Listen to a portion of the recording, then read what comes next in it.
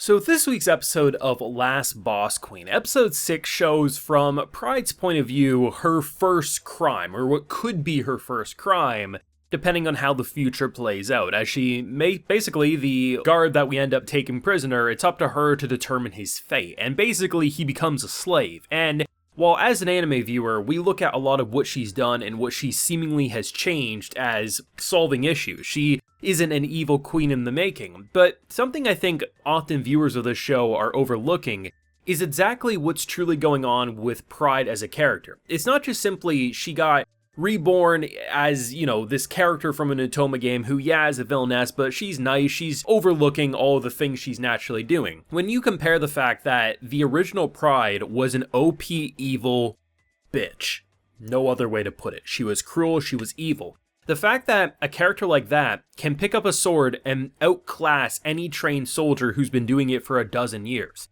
The fact that she can read a couple of books in the library and master law. She was someone who used this insane skill to absolutely torment everyone around her. And if you've inherited that skill, what's to say you also haven't inherited that evil that could become that in the future? Every step of the way, she's fearful of current actions that might bite her or her loved ones in the ass, but most importantly, 7 years from now, she's convinced she might become that evil, which is why she lays the breadcrumbs to protect the people that she cares for, but most importantly, sets it up so people can put her down need be. While some people like to make the argument, well, she's clearly not evil, we don't know. We don't know if the evil's still there, or the fact remains, as queen, she will have to make a lot of difficult decisions like the one she just did, and some of those actions could then start a snowball effect of putting her down a path that even maybe if the original Pride didn't go down, but herself, politics corrupts, and she's not immune to that. And I really appreciate what they're doing with this show and why I love and gush about it so much.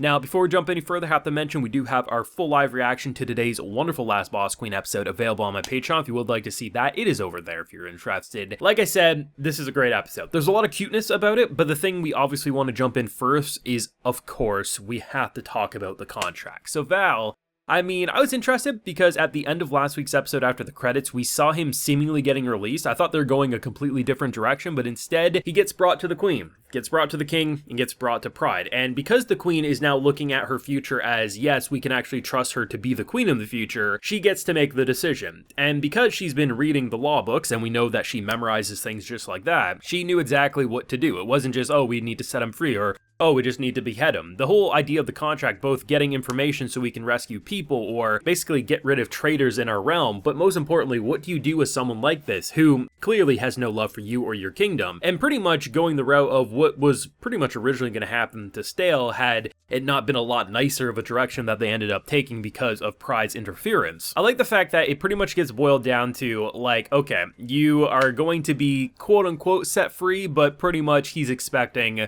a life of servitude, a life of working for the worst possible woman in his point of view. And what I love is what she does with her last two commands. Pretty much one is giving him the option because, the last thing she wants is for someone to kind of have a second chance at life and not be able to do something if anything pops up that needs to be there. So he has kind of like a way out to, if there's something he really wants to do, he can come back and basically get like a new rule, something that could allow him to maybe do things that are outside the contract that is currently stated. But the biggest one was, most importantly, if something happens, protection of my sister overrides anything I tell you. So basically, this is a safeguard that says, if evil Pride comes out to play, and evil Pride commands Val to cut apart her family or to cut and hurt and mangle the village, he can override that now. He doesn't need her permission, he could kill her, right? If something pops up and evil Pride starts saying, oh, you know what? I want you to kill my sister, or I want you to, cut apart my family, that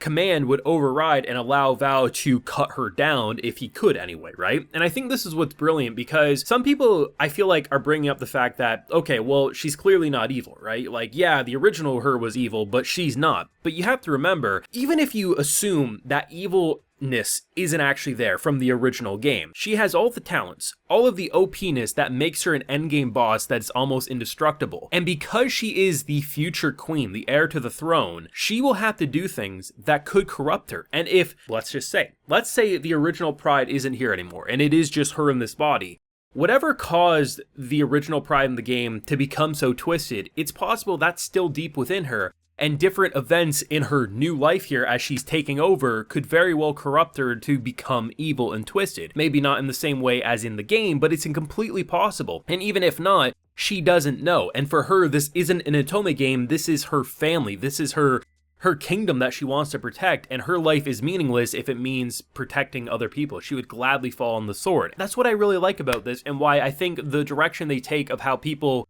go from skepticism to outright hatred of your vile to I'm interested if not devoted to you, it makes a lot of sense. And while the back half of this episode was very cute and charming, seeing Stale, seeing Arthur, just the flower crowns, the cuteness, it was very wholesome. I think at the end of the day, this is an episode that really reminds you of just how twisted this can become, and why I personally think Last Boss Queen is the best Otome game anime that we've seen so far. Like, I'm not really the target audience for these shows. Like if I see an Otome game anime listed on LiveChart, I'm kind of like, huh, that seems fun. Or, yeah, I might check it out. But I'm never like, oh shit.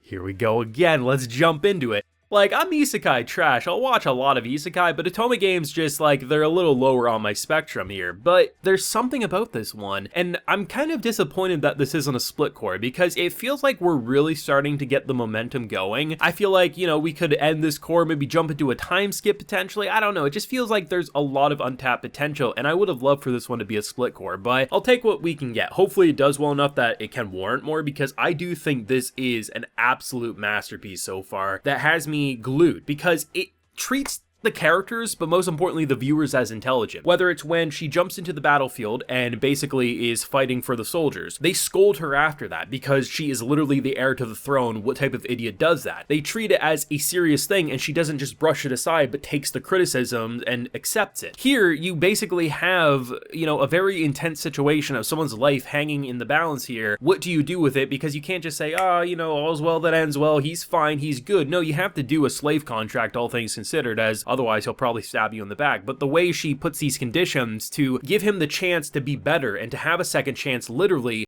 but most importantly, allow for him to potentially kill her need be if it means protecting her sister. The fact that the sister looks at a moment like this as I'm weak and pathetic, you know, everyone feels human at the end of the day, which is why it's easy to forget this is an Otome game, but actually it is, right? Just now turned into reality. Like, honestly, this is the type of show that I could have easily watched 50 episodes of. I could have discovered it years from now knowing that there's like 5 seasons out, and I would have binged it in a couple of nights, 100%. I love it. I love the characters. I love the dynamic. I love that it's more than just a generic harem in the making. It feels like there's so much mystery, so much possibilities with someone becoming evil, whether the old evil coming back into her or just naturally becoming evil in this world because politics does corrupt a lot of people. And honestly, man, that blue-haired bastard is giving me the heebie-jeebies, but it'll be interesting to see where he goes because he's giving us those death glares and he does not like Pride. But let me know what you thought down below of this week's episode of Last Boss Queen. Leave a like if you enjoyed, subscribe if you're new around here, of course ring that bell so you can get notified when I upload more videos to the channel. And like I mentioned, we do have that full live reaction available on my Patreon, and hey, while you're there, you also get a video shout out. So today we have Calvin Atkinson, Ingar Thorson, Michael Barnes, Fuzzy, Mig021, and Cody Fox. So I appreciate the support, everyone. Please take care, and you have a good one.